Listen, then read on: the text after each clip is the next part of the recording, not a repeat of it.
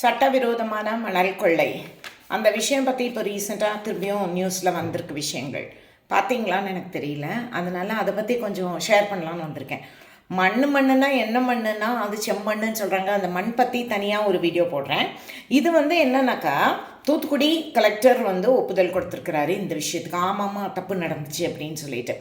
அதாவது ஆதி காலத்தில் 2013 ஜெயலலிதா மேடமோட பீரியடில் பேன் வருது. பேனுக்கு முன்னாடி ரொம்ப கன்றவிங்க 89 லட்சம் டன் மணல் கொள்ள போய்கிட்டு இருந்தது. சரி, பேனுக்கு அப்புறம் எல்லாம் நின்றுச்சான்னா அப்படியெல்லாம் இல்லை. கிட்டத்தட்ட 18 லட்சம் டன் இப்பையும் அது மணல் கொள்ளை நடந்திருக்கு. அதுக்கான சாட்சி இருக்குது. இப்போது இதெல்லாம் எப்படி கொண்டு போகிறாங்க அதெல்லாம் நம்ம வேறு ஒரு வீடியோவில் பார்க்கலாம். இன்றைக்கி அந்த கம்பெனிஸோட நேம் மட்டும் சொல்கிறேன். 4 கம்பெனி கண்டுபிடிச்சிருக்காங்க. விவி மினரல்ஸ் தான் டாப் பண்ணுது லிஸ்ட்டில். ரொம்ப பெருமையாக இருக்குல்ல. 913.03 crores அவங்க ரெக்கவர் பண்ணணும் அவங்கக்கிட்ட இருந்து.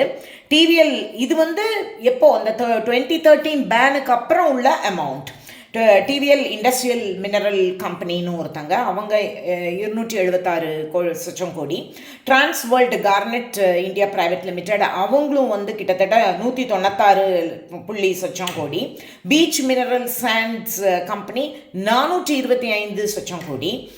Indian ocean garnet sands company 191.29 கோடி. இப்போ இந்த மாதிரி இருந்தால் என்ன பண்ணுறது? என்ன எப்படி இதெல்லாம் விட்டுட்டு நீங்கள் எப்போ ஹிந்தி அது இதுன்னு அர்த்தமே இல்லாத ஏதோ ஒன்றை கிளப்பி விட்டு, ஏன்னா இதுல எல்லாம் ப்ராப்ளம் இருக்குல்ல. இதுதான் நம்ம தமிழகத்தோட உண்மையான பிரச்சனை. யோசிங்க.